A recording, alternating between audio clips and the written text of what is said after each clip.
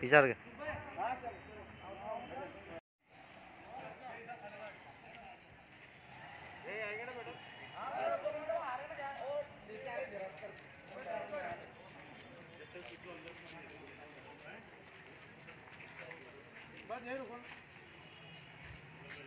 रुक जा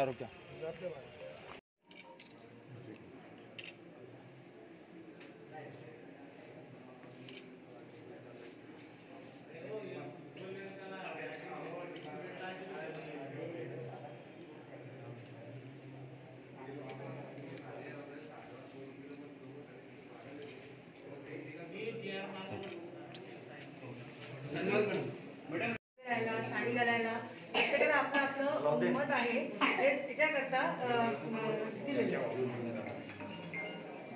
हिसाब से गलत है।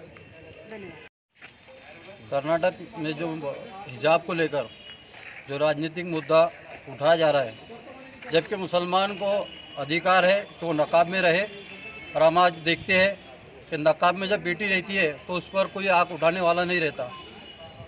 उसकी मिसाल ऐसी है जैसे एक चॉकलेट है, वो पैकेट में है तो कोई कीड़े उस पर बैठते नहीं, और जब वो पन्नी हटा दी जाती है तो वहाँ पर जो है पूरे के पूरे कीड़े, जो गुंडे, जिस तरीके से आम आजकल जो है छेड़खानी आम हो गई, बलात्कार आम हो गए, वक्त वक्त पर जो है बलात्कार हो रहे।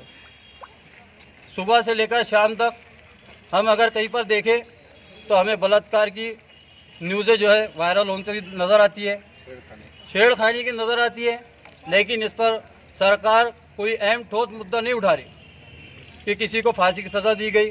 अभी तक किसी को फांसी की सज़ा नहीं दी गई। हाँ, अगर कोई ज़रा सा मास्क नहीं लगाता है तो क्या इस पर 500 रुपये का दंड करो, इससे वसूल करो।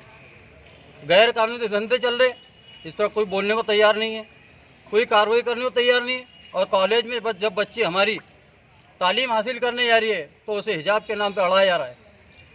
अरे हिजाब अगर पहनेंगे तो ये शरीयत के हिसाब से जो है बिल्कुल सही है, ये हमारे कुरान में है कि हमारे कुरान के मुताबिक जो है आर्टिकल में है, आर्टिकल के ज़रिए, आर्टिकल 25 के ज़रिए हर एक को अपनी आज़ादी से रहने का हक है।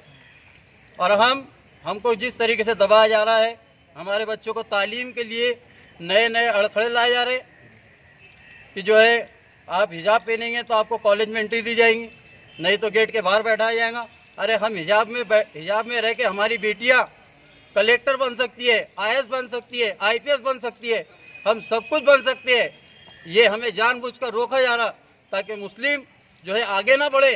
अगर आगे बढ़ जाएंगे तो पूरे हिंदुस्तान को जो है हमने ही सींचा है।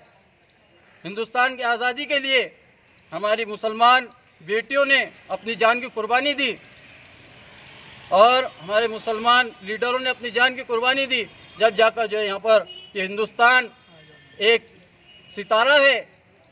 बम्बई मेरी आंखें, दिल्ली मेरा दिल, कलकत्ता मेरी जुल्फे, लखनऊ का तिल, हिंदुस्तान है ये।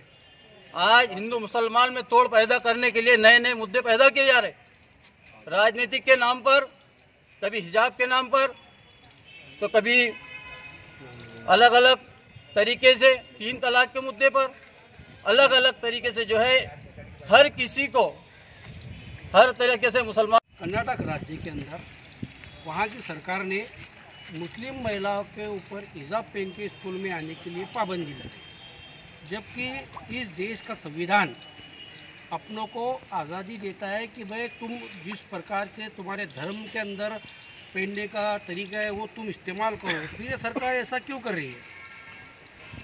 और जितनी भी लेडीज़ नकाब में रहेंगी उतने गुनाह कम होंगे, छेड़खानी कम होगी।